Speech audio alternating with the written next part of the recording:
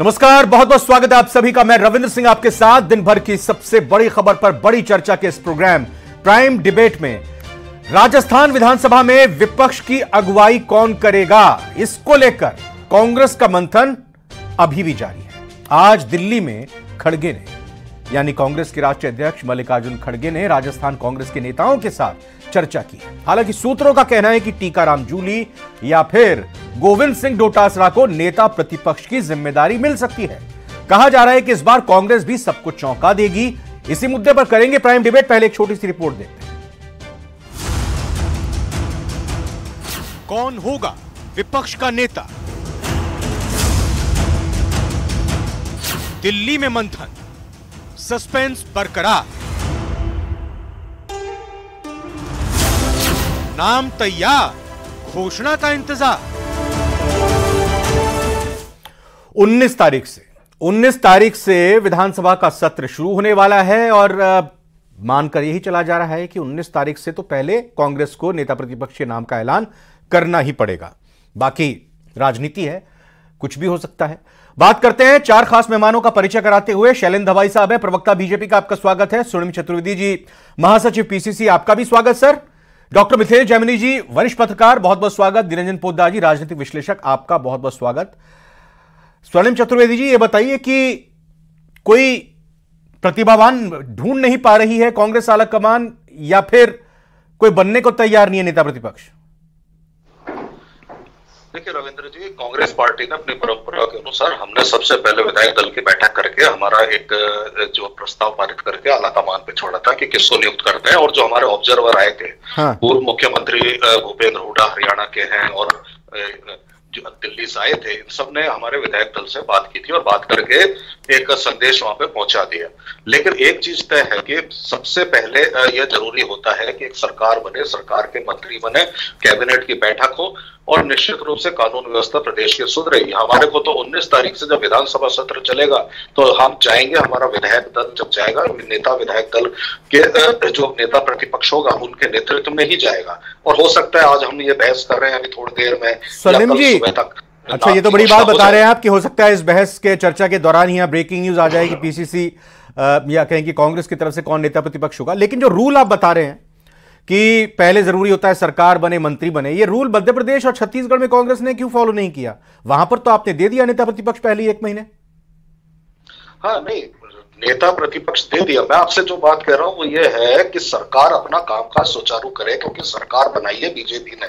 और आज हम देख रहे हैं, आपके मैं न्यूज चैनल पे अभी देख रहा था कि किशनगढ़ में अभी मारपीट हुई है, दुकान में तोड़फोड़ हुई है, लाश लेकर के शाहपुरा में लोग बैठे हुए हैं, एक क्राइम हुआ है, पहाड़ी धौलपुर में अभी गोलियां चली हैं 2 पक्षों में।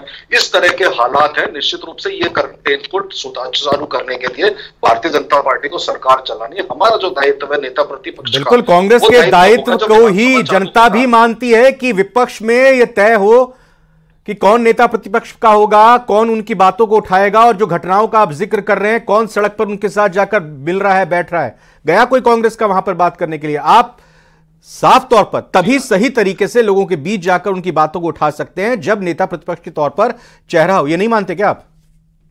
हेमंत जी, हमारा प्रदेश संगठन पूरी तरह से सक्रिय है। जो भीलवाड़ा में घटना हुई, प्रथम वर्ष की छात्रा को रेप करके उसकी हत्या हुई, वहां हमारे नेता जाकर के मिल के आए हैं। और जहां जहां ये घटना हुई है, शाहपुरा में हमारे विधायक हैं, वहां पे वो मौके पर मौजूद है।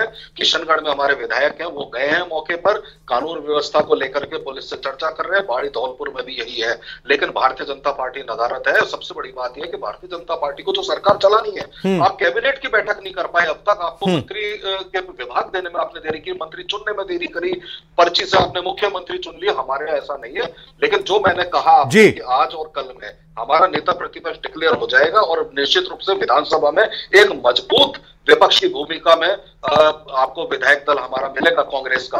भारतीय जनता पार्टी के तमाम मुद्दे जो थे, जो इन्होंने उठाए थे, आज उस पर खरे नहीं उतरे। 1 महीने में जो है ये सरकार अपना भरोसा जनता से खो चुकी है। कौन हो सकता है इस पर आगे चर्चा करेंगे। लेकिन ये स्वर्णिम जी ने बड़ी बात कही, आज या कल में कांग्रेस की तरफ से नेता प्रतिपक्ष के नाम का ऐलान हो जाएगा। शैलेंद्र दवाई जी, पर्ची से मुख्यमंत्री निकाले गए, कैबिनेट की एक भी मीटिंग अभी तक नहीं हुई, एक के बाद एक घटनाएं हो रही हैं, कांग्रेस अपना विपक्ष का धर्म निभाते हुए सड़क पर लोगों के बीच में है। देवेंद्र जी, आपको मैं बता दूं कि जो कैबिनेट की मीटिंग है वो 18 तारीख को प्रस्तावित है और लगभग 18 जनवरी को आप देखेंगे कि मंत्रिमंडल की पहली मीटिंग होगी। और आपने जैसे ही बता रहे, 1 महीना अभी हमारे भारतीय जनता पार्टी की सरकार को सत्ता में आए हुए हैं और 1 महीने का अगर मैं रिपोर्ट कार्ड इनको बताऊं कांग्रेस के प्रवक्ता को, तो आप सुन लीजिए, 450 का सिलेंडर 1 जनवरी से जो हमारे उज्ज्वला योजना के तहत बीपीएल और गरीब महिलाएं उन तक हमने पहुंचाने का काम शुरू कर दिया है। आप देखिए, जो वादा किया गया था भारतीय जनता पार्टी माननीय प्रधानमंत्री नरेंद्र मोदी जी द्वारा कि पेपर लीक माफिया और अपराधियों को नहीं छोड़ेंगे, उसके लिए हमने स्पेशल इन्वेस्टिगेशन टीम का गठन कर दिया है और वो अपराध के खिलाफ जीरो टॉलरेंस का भी था। स्वर्णिम जी ने जो घटनाएं बताई, क्या आप इसको आपराधिक घटनाएं नहीं मानते हैं? अपराधियों को गिरफ्तार कर लिया गया है, नहीं बता रहा हूं। और आप देखिए, अपराधों पे लगाम लगाने के लिए भी हमने एंटी गैंगस्टर स्क्वाड का गठन कर दिया गया है और अपराधों पे धीरे धीरे हम काबू कर लेंगे। किसी भी अपराधी को राजस्थान में बख्शा नहीं जाएगा। किस तरह से महिलाएं यहां सुरक्षित हो, और ये बात करेंगे, प्रतिपक्ष का नेता बनाना ये चलो इनका कांग्रेस पार्टी का अंदरूनी मामला है, लेकिन आपने देखा किस तरह से पिछले 5 साल में अशोक गहलोत और सचिन पायलट के बीच में रस्साकशी चली, किस तरह से सियासत की लड़ाई चली, अंदरूनी कलह चली, गुटबाजी चली, वो पूरी राजस्थान की जनता ने देखा और वही आज निकल के आ रहा है। इनके आला कमान भी कई हैं, सोनिया गांधी आला कमान है, राहुल गांधी आला कमान है, प्रियंका गांधी वाड्रा आला कमान है, मल्लिकार्जुन खड़गे आला कमान है, तो इनके तमाम आला कमान है। तो इनका ये जाने की कब ये डिसाइड करेंगे, लेकिन भारतीय जनता पार्टी की सरकार बनते ही 15 दिसंबर से हमने एक्शन शुरू कर दिया है। 50 से ज्यादा अपराधियों को जो पेपर लीक नहीं, आप आला कमान के आप आला कमान के कई नाम बता रहे हैं कांग्रेस के, लेकिन यहां आज बैठक तो मल्लिकार्जुन खड़गे ने ली है। कुछ कहना चाह रहे हैं स्वर्णिम जी आप? मैं जो हमारे भाई शैलेंद्र दवाई जी बहुत ही विद्वान प्रवक्ता हैं, वो बहुत सारी बड़ी बड़ी बातें कह रहे हैं। क्या किसानों के कर्ज माफी पर आपने अभी तक कैबिनेट बैठक लेकर के निर्णय लिया? 19,000 किसानों का आपने मुद्दा बनाया था, नहीं लिया। क्या अभी मुख्यमंत्री चिरंजीवी योजना के तहत जो लाभ मिल रहा था 25 लाख रुपए तक का, उस पर कोई निर्णय लिया? आपने नहीं लिया। और ये सारी तमाम बातें, कानून व्यवस्था की धज्जियां उड़ रही है, रोज एक से एक संगीन अपराध सामने आ रहे हैं महिलाएं के साथ। आप बताइए, स्कूल की वैन से कूद के महिलाएं वग रही हैं, महिला के साथ चलती बस में बलात्कार हो रहा है, दफ्तरों में हो रहा है। अरे भाई, ये कैसी सरकार आप चलाएं? कैबिनेट की बैठक करिए, निश्चित रूप से हम भी चाहते हैं महिलाएं सुरक्षित हो और कानून व्यवस्था रहे। अरे आज बताइए, 9 घंटे से अधिक हो गए, शाहपुरा में एक लाश लेकर के वहां पे परिजन बैठे हैं, पूरा गांव वहां पे बैठा हुआ है, लेकिन क्या हुआ? आप वहां पे वार्ता करने के लिए आपका कोई सरकार का नुमाइंदा वहां नहीं पहुंचा है अभी तक। और सबसे बड़ी बात यह है कि इस तरह की जब घटनाएं होती हैं तो ये शर्मसार करने वाली होती है। और एक चीज और मैं बताना चाहता हूं आपको, लगातार जिस तरह से अभियान चल रहा था, हमने ये ड्रग्स के खिलाफ, नारकोटिक्स के खिलाफ हमने अभियान किया था, आज क्या स्थिति है उसकी? आज कुछ भी नहीं है। आज आरोप लग रहे हैं इनके विधायकों पर कि जो है वो धमका रहे हैं जनप्रतिनिधियों को, जनप्रतिनिधि जो है वो धमका रहे हैं एग्जीक्यूटिव को। और सबसे बड़ी बात यह है कि एक्शन कुछ नहीं है। गलत बयानबाजी नहीं करेंगे, विपक्ष का नेता आप तय नहीं कर पा रहे हो। कांग्रेस पार्टी अपने ही पूर्वाग्रहों से बाहर निकल नहीं पा रही है। हम किसी पूर्वाग्रह से ग्रसित नहीं है, हम केवल प्रदेश का विकास चाहते हैं। ऐसे बात नहीं करेंगे, आप तथ्यात्मक रूप से बात करिए। 1 महीने का रिपोर्ट कार्ड हमने सामने रख दिया है, किस तरह से हमने जो वादे किए थे उन वादों को पूरा करने का प्रयास कर रही है। किस तरह से जनता को लाभ मिलना चाहिए था, वो जनता का लाभ 450 रुपए में सिलेंडर हमने भी कर दिया है और उसकी सब्सिडी जल्दी खाते में आने वाली है। हमने पेपर लीक माफियाओं को 2-2, 3-3 साल से फरार जो आपके शासन काल में संरक्षण दे रखा था, आपके नेताओं और कांग्रेसी नेताओं द्वारा संरक्षण दे रखा था, उनको अरेस्ट करने मिथिलेश जैमिनी सर से बात करूंगा मैं। मिथिलेश जैमिनी जी, अपराधियों को राज बदला, रिवाज नहीं बदला, क्या सर तस्वीर भी नहीं बदली अगर घटनाओं को देखें तो? और दूसरी ओर कांग्रेस इतने इत्मीनान में राजस्थान के नेता प्रतिपक्ष पद को लेकर क्यों है? अब जब 19 तारीख नजदीक आ रही है, जब सर पे पड़ रही है तारीख, जब तय करना ही होगा, नहीं तो किरकिरी होगी या कुछ भी समझ लीजिए। अब कांग्रेस कहां फंसी हुई है? देखिए, कांग्रेस तो पूरी तरह फंसी हुई है। जिस तरीके से मिलन देवड़ा छोड़कर चले गए और अकेले राहुल गांधी के दोस्त सचिन पायलट राजस्थान में रहे, बाकी तमाम दोस्त जतिन प्रसाद और तमाम लोग छोड़ के जा चुके हैं। न्याय यात्रा से पहले एक न्याय हो चुका है कांग्रेस में। तो सबसे इंपॉर्टेंट चीज़ है कि कांग्रेस में अब वो नेता तो रहे नहीं हैं। अब कमलनाथ, दिग्विजय सिंह और अशोक गहलोत जैसे लोग कांग्रेस चलाएंगे, यूथ छोड़ते जा रहे हैं। और जो सबसे इंपॉर्टेंट चीज़ है कि कांग्रेस में कभी हिंदी बेल्ट के नेता आला कमान में होते थे, अब राहुल गांधी के पास तमाम अंग्रेजी या कॉरपोरेट कल्चर के नेता इकट्ठे हो चुके हैं, तो आम कार्यकर्ता वहां बात नहीं पहुंचा रहे। जहां तक बीजेपी की बात है तो सबसे इंपॉर्टेंट चीज यह है कि अभी 1 महीना हुआ, इतनी जल्दबाजी करने की मुझे लगता है दरकार नहीं। जिस तरीके से गजेंद्र सिंह किवसन ने अस्पताल में जाके जोधपुर में निरीक्षण किया है और उन्होंने कहा है कि 25 लाख की बात करते हैं, 8 लाख से ज्यादा किसी को मिला नहीं है और 5 लाख से अधिकतर लोगों को 5 लाख के अंदर इलाज हुआ है, तो ऐसी घोषणा नहीं, हम एक बेहतर आयुष योजना लेके आएंगे। दूसरा इंपॉर्टेंट चीज, जो टूरिज्म था उसको डेवलप करने के लिए उप मुख्यमंत्री दिया कुमारी ने जो कल घोषणाएं की, जिस तरीके से सहज भाव से मुख्यमंत्री लोडी में जा रहे हैं, ये एक सहजता का जो माहौल बना है। लॉ एंड ऑर्डर को कंट्रोल करने में 2013 से लिस्ट थी एसओजी में जिन्होंने पेपर आउट किए, 5 साल तक उस लिस्ट पर एसओजी ने काम क्यों नहीं किया? सरकार बदलते ही पकड़ रही है ना। अब कोई अचानक जादू तो हो नहीं सकता तिलिस्म में कि जो बिगड़ी हुई हालात है उसको एक दिन में कोई जादू की छड़ी घुमाए और पटरी पर आ जाए, ऐसा तो हो नहीं सकता ना। लेकिन 2013 से जिन्होंने पेपर आउट किया उनकी लिस्ट एसओजी के पास थी, फिर 5 साल तक उस लिस्ट पर काम क्यों नहीं हुआ? इसका जवाब कांग्रेस क्यों नहीं देती? जो सबसे अहम है कि आप उस लिस्ट को दबा के बैठे रहे। लेकिन सर मिथिलेश जैमिनी सर को आप पकड़ के नहीं ला पाए। अब अगर हम विधानसभा के सत्र की बात करें, कहा और माना यही जाता है कि एक जो प्रतिपक्ष होता है, विपक्ष जो होता है, वो महत्वपूर्ण तरीके से जनता से जुड़ी हुई बातों को, सरकार के खिलाफ जो मुद्दे हैं वो लोगों की बातों को उठाते हैं वहां पर सदन में। तो आखिर क्यों देरी यहां पर कांग्रेस की हो रही है? जैसा मैंने सवाल किया भी था स्वर्णिम जी से, क्या कोई जिम्मेदारी को लेने को तैयार नहीं हो रहा? क्योंकि उसको पता है कि उसको अभी तो ये जिम्मेदारी मिल जाएगी, लेकिन जब बाद में बात आएगी 5 साल के बाद, फिर उसको पीछे छोड़ दिया जाएगा। देखिए, निश्चित रूप से या कंफ्यूज है कांग्रेस? एक इंपॉर्टेंट चीज है कि एक दौर था बीजेपी कांग्रेस में कि भजनलाल जैसे बड़े नो, पंडित नवल किशोर शर्मा जैसे लोग वहां बैठते थे। अब वहां बैठे हुए पार्षद का चुनाव नहीं जीता, वो कैबिनेट मंत्री रहे, उनसे कहते हैं कि तुम चुनाव हारोगे। तो हालात कांग्रेस में यह है कि वहां जो शीर्ष नेतृत्व में राहुल गांधी की टीम में जो एक राहुल गांधी, प्रियंका गांधी, उनके पास एक ऐसे दिग्गज और समझदार नेता नहीं जो पब्लिक की आवाज को समझ सके। अब वो कॉर्पोरेट कल्चर में टेक्नोक्रेट बिठा दिए और टेक्नोक्रेट हिंदी की बात समझते नहीं है, आम कार्यकर्ता की बात समझते नहीं है, और उसी का नतीजा है कि कांग्रेस में दिन पर दिन जो डाउनफॉल आ रहा है। लोकसभा चुनाव में जयपुर ग्रामीण में अनिल चोपड़ा काम कर रहा है और संजय सिंह गुर्जर जो झालावाड़ से आए उन्होंने पोस्टर लगा दी। तो कांग्रेस में अभी कुछ भी कंट्रोल नहीं है, सब अनकंट्रोल्ड सा चल रहा है। ऐसे में अगर कोई नेता प्रतिपक्ष बनना चाहे तो उसमें जूली जी का नाम चल रहा है, महेंद्रजीत मालवीय का नाम चल रहा है और खुद गोविंद सिंह डोटासरा का भी नाम चल रहा है। लेकिन गोविंद सिंह डोटासरा को इसलिए नहीं बनाएंगे कि उन्होंने कर्णपुर का रण अभी जिताया है। तो ऐसे में गोविंद सिंह डोटासरा को हो सकता है संगठनात्मक दृष्टि से, और जो राजस्थान का कर्णपुर तो जिताया लेकिन चुनाव तो नहीं जिता पाए ना, वो पीसीसी के अध्यक्ष थे। बिल्कुल बिल्कुल, लेकिन उन्होंने 21 और 56 का रिवाज तोड़कर 70 तक ले गए। जी, निरंजन पोद्दार साहब ने सबसे बड़ा काम किया राजेंद्र राठौड़ को हराने का। निरंजन पोद्दार साहब, ये बताइए कि जिस दिन मिलिंद देवड़ा की बात आई कि उन्होंने पार्टी छोड़ दी है, तो सचिन पायलट भी ट्रेंड कर रहा था। ये कहा जा रहा था कि भाई सिर्फ सचिन पायलट ही भी बच गए हैं।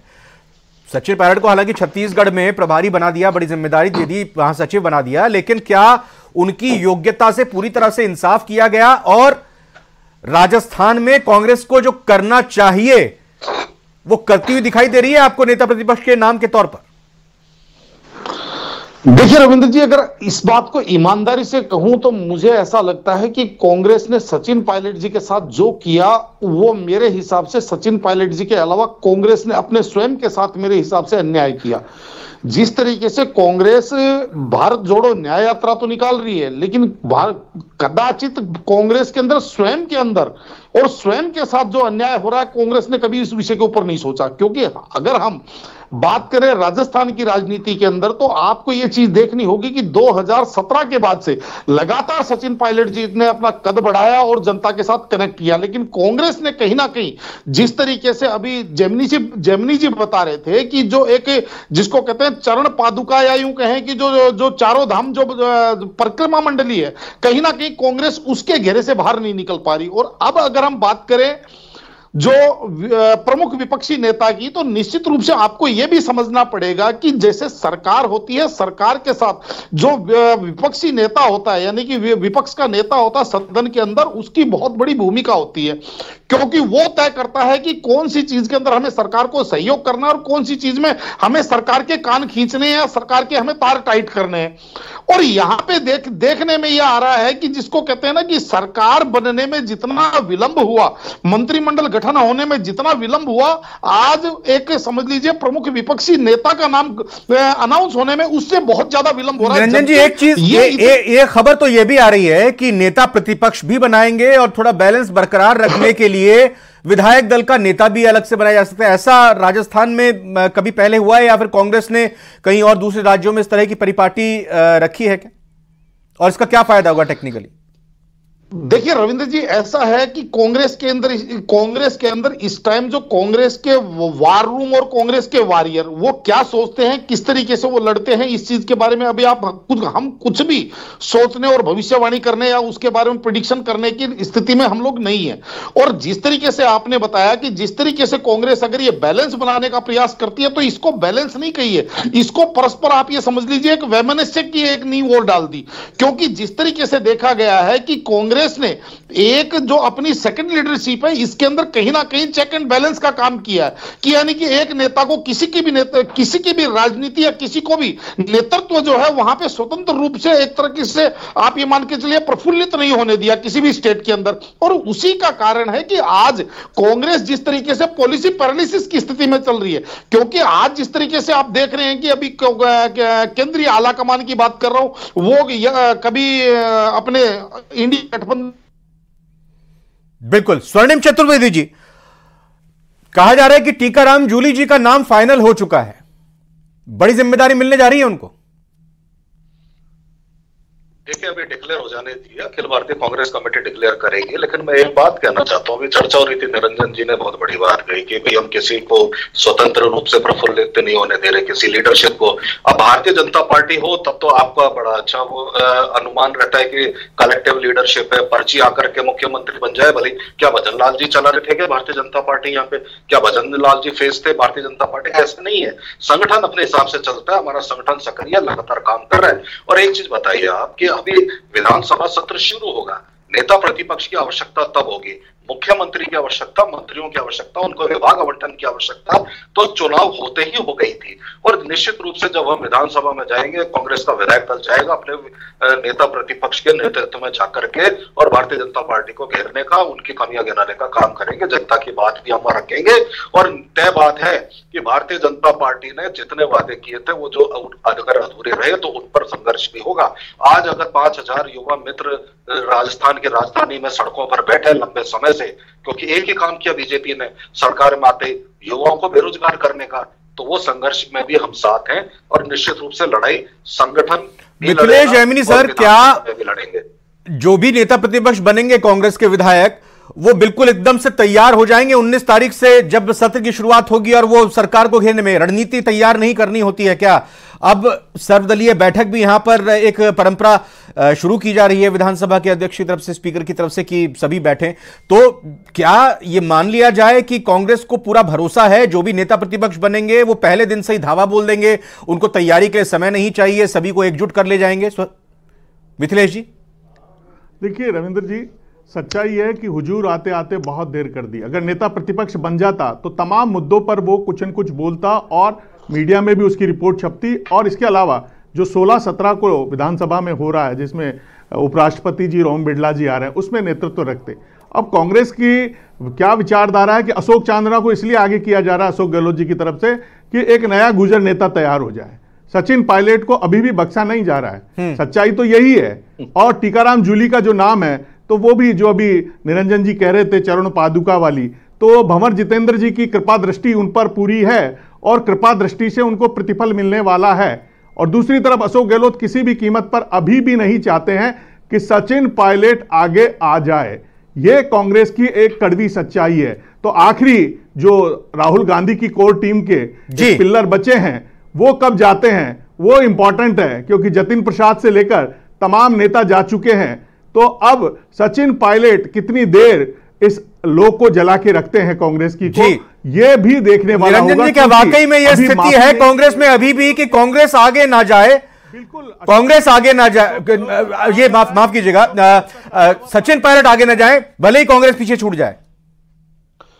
निश्चित रूप से रविंद्र जी, देखिए आज मेरे को ये चीज समझ में नहीं आ रही कि कांग्रेस को ये चीज दिखाई क्यों नहीं दे रही कि जिस तरीके से सचिन पायलट जी क्या जनता के साथ कनेक्ट है, ऊर्जावान व्यक्ति है, यूथ है, और कहीं ना कहीं मेरे हिसाब से सचिन पायलट जी अगर आज कांग्रेस के अंदर, जैसे मैंने आपको पिछली डिबेट में भी कहा कि अगर कांग्रेस अगर राजस्थान के अंदर सचिन पायलट जी को लीड देकर के आगे करती है, तो मेरा यह मानना है कि कहीं ना कहीं राजस्थान के अंदर कांग्रेस बहुत ज्यादा मजबूत होती है। लेकिन कांग्रेस को यह सब चीजें दिखाई नहीं देती।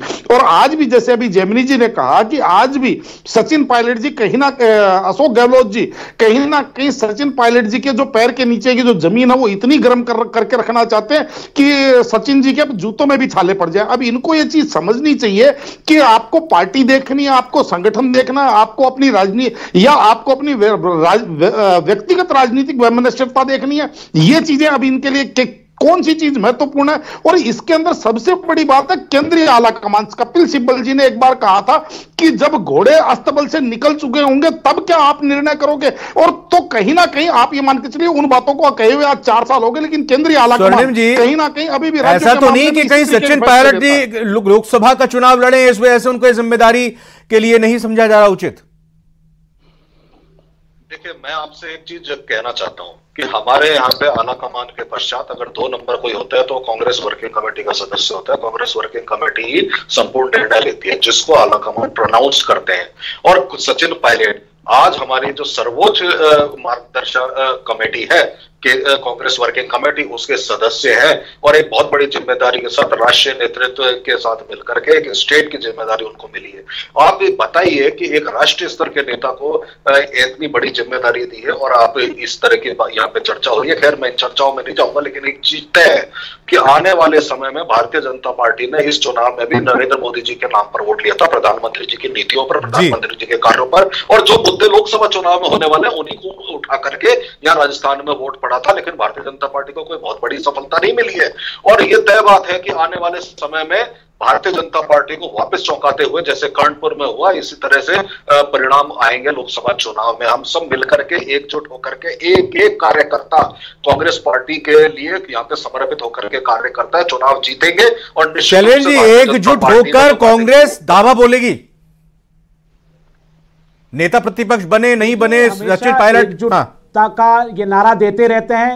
यूनाइटेड कलर्स हमने कई बार देखे हैं, पिछले 5 सालों में आपने देखा किस तरह से इनके बड़े नेता अशोक गहलोत जी और सचिन पायलट जी के कई बार हाथ मिलाए गए, गले मिलाए गए, लेकिन इनके दिल कभी नहीं मिल पाए। तो कांग्रेस पार्टी की बात मैं यहां नहीं करना चाहता। मैं चाहता हूं कि जो अब विधानसभा आ रही है, आप देखिए हम भारतीय जनता पार्टी जनता के लिए समर्पित है। हम जनता को, गरीब जनता को सेवा गणेश मानकर सेवा करते हैं। और किस तरह से हमने तैयारियां शुरू कर दी है, मंत्रियों ने अपने विभागों को संभाल लिया है, समीक्षा बैठकें होने लग गई है, रिपोर्टें तलब करने लग गए हैं।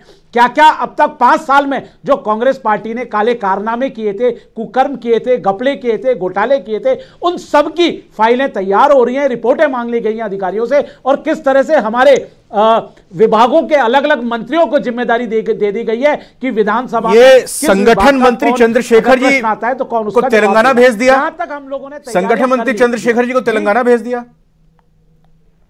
देखिए, संगठनात्मक एक संरचना है। हमारे यहां कोई भी कार्यकर्ता या पदाधिकारी को कोई भी नया दायित्व दिया जा सकता है। यह एक सतत प्रक्रिया है भारतीय जनता पार्टी में। इसीलिए Bharatiya Janata party cadre based party है, कार्यकर्ताओं की पार्टी है। और हमारे यहां दायित्व दिए जाते हैं, नए दायित्व आते हैं, पुराने तोड़कर वो नए दायित्व में चले जाते हैं और उसको उसी तरह से निभाते हैं। स्वर्णिम जी, एक लास्ट कमेंट आपसे। तो जैसा आपने शुरू में भी कहा था, कल तक, आज रात या कल तक नेता प्रतिपक्ष के नाम का ऐलान हो जाएगा राजस्थान में कांग्रेस की तरफ से। पूरी संभावना है और निश्चित अभी भी संभावना है। देखिए, मैंने आपको क्या कहा कि मैं ये बात जो कह रहा हूं आपको, संभावना पूरी है। 19 तारीख को जब हम जाएंगे, नेता प्रतिपक्ष के नेतृत्व में कांग्रेस का विधायक दल वहां पे बैठा हुआ आपको नजर आएगा। मिथिलेश जी, शॉर्ट कमेंट, जो भी नेता प्रतिपक्ष होगा सभी विधायक कांग्रेस के पीछे होंगे, उनके साथ चलेंगे या फिर पीछे होंगे, खींचेंगे उनको? देखिए, पीछे तो जब राज में थे जब ही नहीं चले, जब ही 2 खेमों में चले थे, तो अब तो संभावना बहुत कम है। लेकिन इंपॉर्टेंट चीज है कि लोकसभा का रण कैसे जीते, क्योंकि बीजेपी चौंकाने वाली है। अजमेर में वो फिर एक ऐसे संत को चुनाव लड़ाने की तैयारी कर रही है। कांत सतीश पूनिया का नाम चल रहा था। बिल्कुल। तो बीजेपी जिस लेवल पर ग्रास रूट पर जाकर काम कर रही क्या है, और निरंजन जी कांग्रेस भी चौंकाने की कुव्वत रखेगी? नहीं कर ले निरंजन जी लास्ट बस जी, कांग्रेस चौंकाने की कुव्वत इसलिए नहीं रखती क्योंकि कांग्रेस सांप निकलने के बाद में लाठी पीटने की परंपरा से अभी ग्रसित है। कांग्रेस को अभी जिस तरीके से भारतीय जनता पार्टी जाहिर तौर पर बस आपकी इसी बातों से मैं कंक्लूड करने की कोशिश करूंगा कि कांग्रेस को परिपाटी को बदलते हुए न सिर्फ चौंकाने वाले फैसले बल्कि सही समय पर भी फैसले लेने चाहिए ताकि उनके कार्यकर्ताओं का मनोबल बना रहे और जिसके खिलाफ लड़ाई उनको लड़नी है उनके अंदर भी, उनके बीच में भी एक बढ़िया मैसेज आए। आप चारों मेहमानों का बहुत बहुत धन्यवाद हमारे साथ प्राइम डिबेट में चर्चा करने के लिए। फिलहाल अभी प्राइम डिबेट में इतना ही। एक ब्रेक का वक्त है, आप बने रहिए न्यूज़ 18 राजस्थान के साथ।